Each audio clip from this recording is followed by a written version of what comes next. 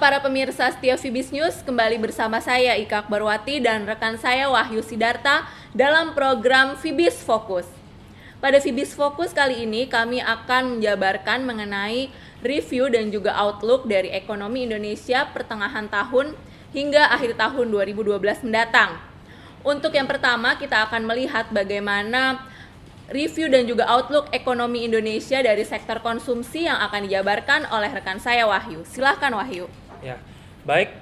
Seperti yang kita tahu bahwa belakangan ini ekonomi Indonesia mulai dikenal di dunia, terutama didorong oleh pasar domestiknya yang dinilai cukup kuat saat ini.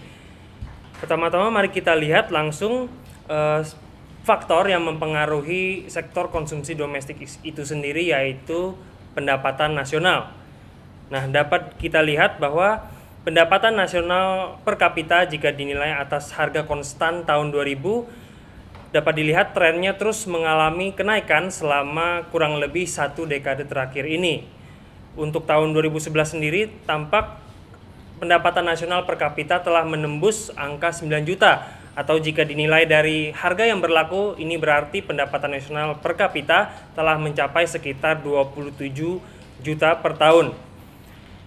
Seperti yang kita tahu bahwa pada tahun ini pertumbuhan ekonomi dari Indonesia diperkirakan akan mencapai sekitar 6,1% menurut IMF.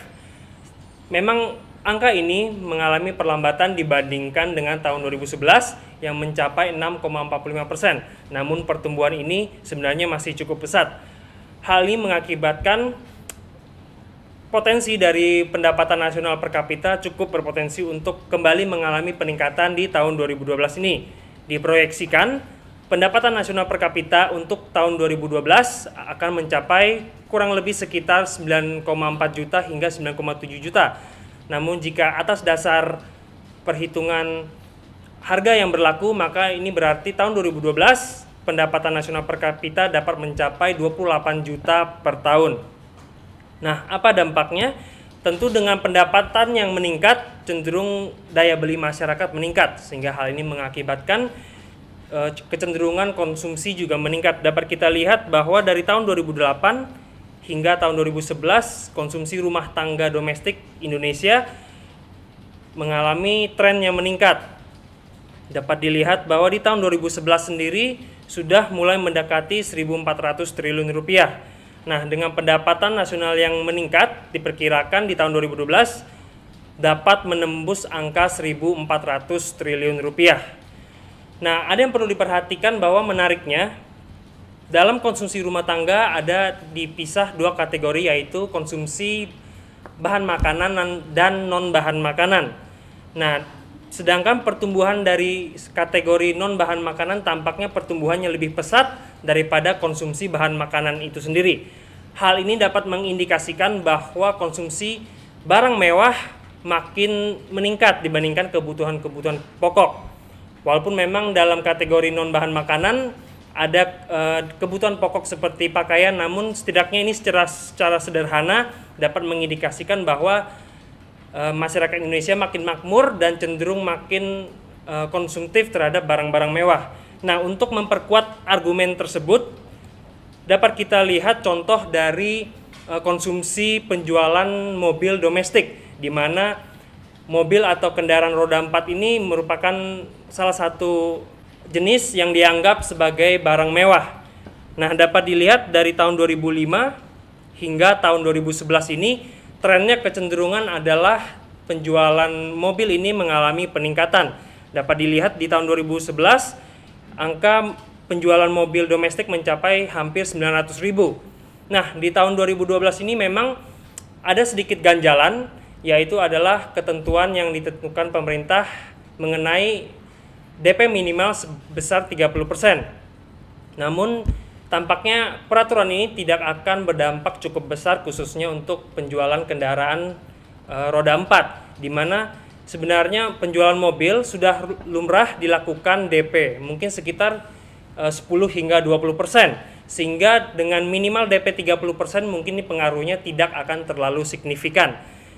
Mungkin peraturan ini akan lebih signifikan terhadap penjualan sepeda motor yang jumlah DP-nya biasanya lebih kecil atau bahkan tidak membutuhkan DP itu sendiri.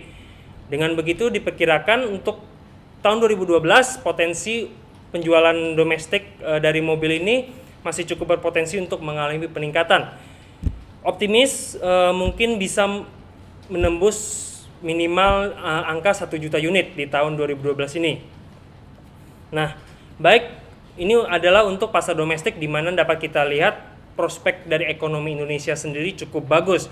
Namun perlu kita ingat bahwa saat ini krisis sedang melanda ekonomi global yang seperti krisis utang Eropa, lalu melambatnya perekonomian AS dan Eropa. Nah, tentu ini mempunyai pengaruh yang negatif terhadap ekonomi Indonesia itu sendiri. Nah, sebenarnya Ika, bagaimana pengaruh krisis ini terhadap ekonomi Indonesia sendiri? Ya, jika kita membicarakan mengenai ekonomi dari negara lain ataupun dari luar negeri, tentunya tidak lepas kita membicarakan mengenai ekspor, impor, dan juga neraca perdagangan terhadap Indonesia. Di sini kita lihat bahwa dari ekspornya sendiri memang terjadi perlambatan pertumbuhan sepanjang tahun 2012 ini, bahkan sudah diawali sejak akhir tahun 2011 lalu.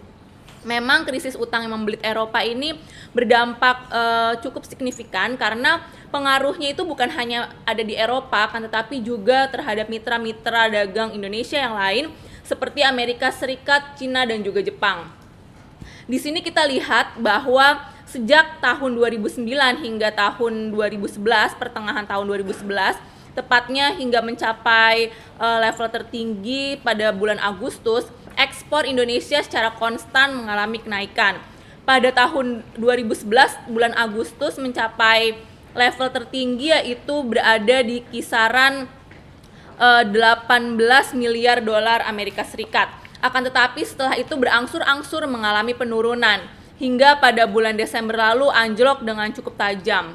Dan hingga saat ini memang ekspor cenderung terangkat kembali, terutama pada bulan Maret. Akan tetapi pada bulan April mengalami anjlok yang tajam, dan pada bulan Mei ini juga mengalami anjlok yang tajam.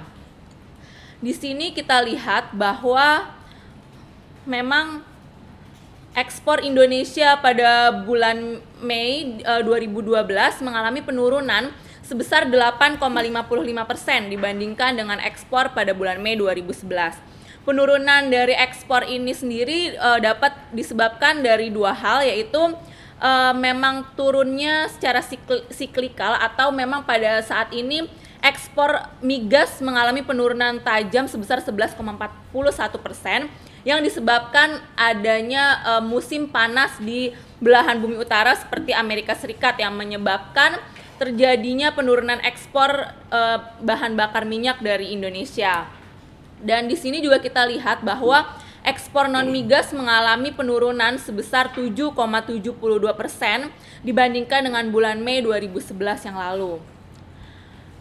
Kita juga dapat lihat bahwa memang Indonesia sendiri saat ini walaupun sedang mengalami penurunan dari ekspornya atau melambatnya ekspor, akan tetapi tampaknya pengaruhnya untuk 1 tahun ke depan akan cenderung terbatas. Hal ini disebabkan karena porsi ekspor Indonesia ke kawasan Uni Eropa yang sedang dilanda krisis hanya sedikit atau kecil dibandingkan dengan negara-negara lain.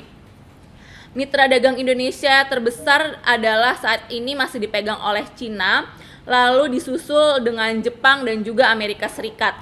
Sedangkan porsi perdagangan dari Uni Eropa hanya sekitar 10% dari total ekspor Indonesia. Akan tetapi yang lebih mengkhawatirkan adalah di samping melambatnya ekspor, ternyata neraca perdagangan di Indonesia juga mengalami pukulan yang cukup signifikan. Terlihat bahwa Indonesia mengalami defisit neraca perdagangan selama 2 bulan berturut-turut sejak bulan April dan bulan Mei tahun 2012 ini.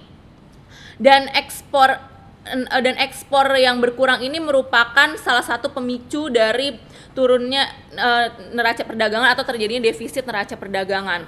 Bahkan pada bulan April lalu defisit neraca perdagangan mencapai 765 juta dolar yang merupakan level paling tinggi selama kurang lebih 3-5 tahun terakhir. Memang pada bulan Mei ini sudah terjadi penurunan defisit, meskipun yang mengkhawatirkan adalah pada saat ini Indonesia belum pernah mengalami penurunan atau defisit neraca perdagangan selama 2 bulan berturut-turut. Bahkan pada saat krisis ekonomi atau krisis subprime yang diawali krisis subprime pada tahun 2008 itu penurunan atau defisitnya ini memang tidak terjadi dalam waktu 2 bulan berturut-turut, yaitu pada bulan April dan kembali terjadi baru pada bulan Juli. Akan tetapi pada saat ini sudah mengalami penurunan selama 2 bulan berturut-turut yang merupakan tanda bahaya bagi neraca perdagangan Indonesia tersebut. Sehingga untuk neraca perdagangan Indonesia sepanjang tahun 2012 ini diperkirakan akan mengalami penurunan setelah selama 4 tahun terakhir mengalami pergerakan menguat yang cukup signifikan. Pada tahun 2008 neraca perdagangan berada di level 8 miliar dolar, surplus 8 miliar dolar, lalu naik ke 20 miliar dolar pada tahun 2009 dan pada tahun 2010 mengalami lonjakan tajam hingga mencapai 42 miliar dolar dan di tahun 2011 mencapai 46 miliar dolar. Untuk tahun 2012 diperkirakan neraca perdagangan Indonesia selama 1 tahun akan mengalami penurunan hingga ke level 30 miliar dolar.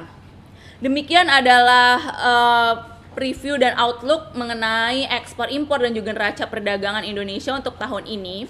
Dan mungkin memang yang menjadi perhatian saat ini bagaimana caranya pemerintah melakukan kebijakan yang sesuai guna mengatasi krisis ekspor impor dan neraca perdagangan yang ada di Indonesia untuk saat ini, Wahyu.